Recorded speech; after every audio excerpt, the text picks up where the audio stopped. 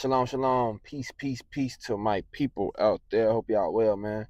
Hope y'all been tapped in. Hope y'all been locked in, man. It's another day to get to it. Got to run some errands. Um, I don't want to, but I gotta get rid of my little Lambo. Everybody that know my little whip. I've been holding it down with my Honda Civic. You know what I'm saying? My little 2008. I had that car for a while, but it's time for a shift. It just is time, you know what I'm saying? So I'm finna sell it. So I gotta run a few errands, uh, get some stuff knocked out. But in the meantime, in between time, I like to conversate with my people, to bring more value to your awareness, to bring more value to your train of thought, and to just, help. Just as people has helped me along my journey, sometimes it start with a conversation. So here we are today. What I wanted to talk about was finishing some things on stress, right?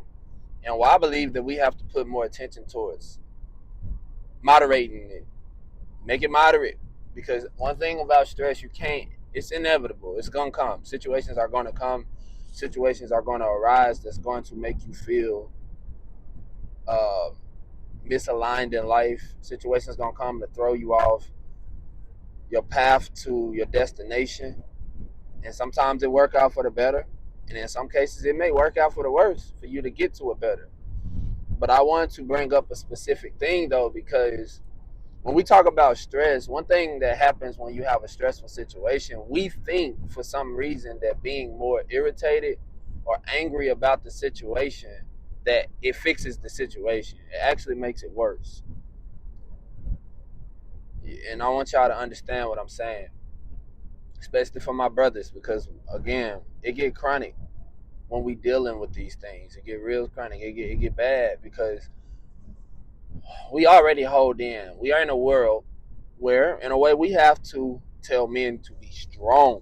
A man is supposed to be strong. A man is supposed to be mighty.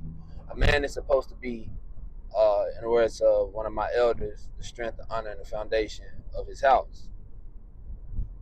Now, a man with no wisdom would also think that you don't have to properly use those attributes. You have to know how to apply them. You have to know what they look like. You have to be able to recognize, when am I functioning in this attribute and when am I not.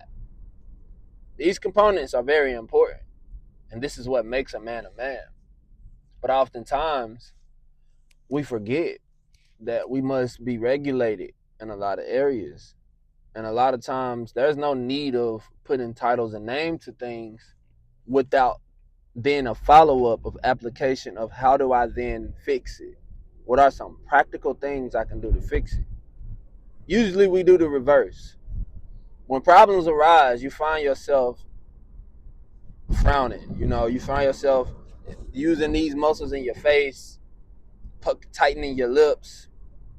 And we don't even know all along, man. We dealing with stress all day enough. Some of us have to go to facilities or go to spaces where our job may just be a job. It may just be somewhere where you make money. You may not have a heartfelt passion for what you do, and that's okay. That's part of being a man. Sometimes you have to do that. If you don't have to, hallelujah. I'm grateful for you for that. But aside from that, I would like to just bring to your attention that those small components will break you down. They will break you down. Negative thinking all the time will break you down. Every time something good happens, you think negative about it. In fact, sometimes you're so deep in the hole, it's hard for you to think positive. And there's a time and a space. You understand? I've been in a space too where I would like to just say that people would say it's gonna be okay, it's gonna be all right, and I would find myself being more irritated with statements like that than feeling that it was helping me, because the reality was I have to sit in a situation that somebody is telling me is gonna be okay, and I know that they're gonna continue on with their life. My life is the one that's affected, but but there's a balance to that. You got to know too when you're just being bitter, right? And that's what comes with stressful situations. You can get bitter. Now, in you being bitter, that doesn't take away the fact that what you learned or what you feel is valid. What you learn and feel is valid. You know, that's one thing I don't try to do. Feelings are not always wrong. Um, Emotions are not always wrong. They can be valid. Um, but again, it's just knowing how to manage. If I do feel this, if I am feeling this emotion, because emotion has the word emotion in it. Will I let what I feel sway my movement without the regard of how this will turn out later? Now, you can become quenched in personality and character if you feel something and you have an emotion that you continue to numb, that over time it starts to outpour and you're not able to function properly as yourself because you've avoided the reality of what's really going on with you. But there's an importance of knowing how to regulate yourself in those type of situations, because if you don't, you will make mistakes. You know, and a lot of times we can reflect, for the majority of us that I'm sure that's on this page, can reflect on our past and remember there was a time period where we would be more impulsive to our situations. Something would happen and you would explode. Back in the day, you would be like, man, you have your back in the day story. You couldn't have did that to me back then. Why? Because you have matured and you have started to now have a greater vision and sight towards whatever it is that you are being faced with, and you now know that you will respond differently because you're thinking further. You're thinking, what are the domino effects? What are the things that follow after this particular situation happens? And because that is a reality, you then start to move more maturely. In the midst of that, you also can appear to yourself more timid. You can appear to yourself that you don't have parts of yourself anymore. But the truth of the matter is this. I want y'all to remember this, brothers. In stressful situations, you are not responsible to have to respond to it aggressively all the time. You can be dominant, you can be powerful in expression without doing something that would influence you or influence your future in the wrong way.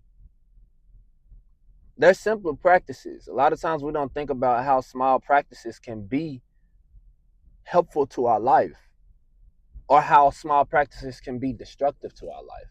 Think about it. A person has negative self-talk and that causes them to then move negatively because your meditation is your demonstration. Everything that you sit on and focus on and give your time and exchange that thought is going to give you an action eventually.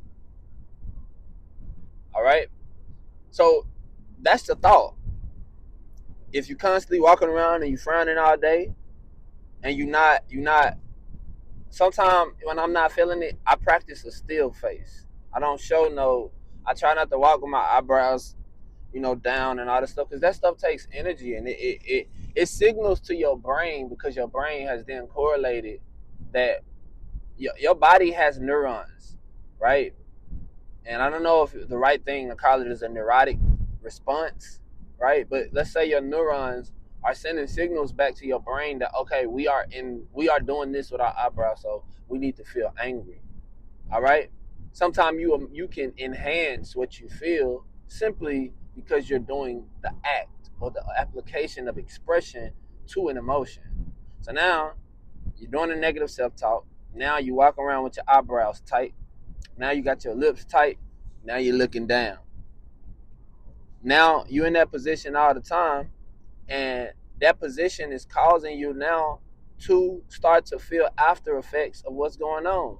You start to feel more frustrated about the situation because the situation is making you feel worse over time. And now everything is starting to accumulate. And when I say accumulate, I'm talking about it started to grow. It's starting to grow in presence. It's starting to grow in number. You're starting to have more achy days. You're starting to have more painful days. You're starting to have more grievous days. These things can kill you. Stress is the number one killer in America, last I checked. And we all have been victims to it. And you got to know what space you in. You got to know where you at. I am not the advocate for mustering through situations and not being honest no more. That's not gonna help nobody in the long run. Yes, stay strong. Yes, stick through it. Yes, you got it. Yes, you do. I believe in you. You believe in you. Start telling yourself that. But when you know you are broken and you can't fight or shake the thought and you can't get the negative self-talk out of your head, because sometimes it does feel like that. I do want to make that clear. I'm not being um, disregarding of anybody's situation, because you want to know what's up. When I was going through hard times, there was people that I reached out to that I felt like knew me, and because they didn't see me the way that they usually saw me, when I came to them in brokenness, they took it as a sign that I was off. Noted. You got to be able to understand that people are people, and you must lean into the Most High. You must lean into the Creator, because the Creator, you don't have to worry about that. The thing about the Creator is, a lot of times we defy Him by not giving Him sovereignty over our personality, our emotions, our thoughts, our actions that He has watched, our thoughts that He has given us the remote to. He's given us the power to be able to navigate and engine ourselves through life.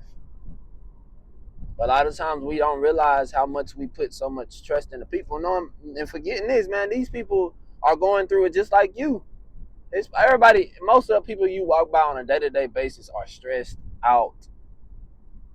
They eating out of stress. They living out of stress. They have relationships. They get in relationships because they stressful. They join things because they stress. They don't have the right intent towards the things that they are doing in their life. And that is causing them to act and react in life based off of a traumatic situation. So I want to encourage you today, do some practices to start to eliminate some of the stress that you're dealing with. If you can't smile, that's okay. I'm not gonna be walking around smiling all day when I don't feel like smiling. I don't. I'm not. But and I have made it a habit to smile when I don't feel like smiling. And there is a time and a place. There is an application for that. But know that start practicing a still face. Don't walk around. Loosen up. Take some deep breaths throughout the day. Deep breaths. Deep, slow breaths throughout the day. Go listen to some meditation music. Sit in silence.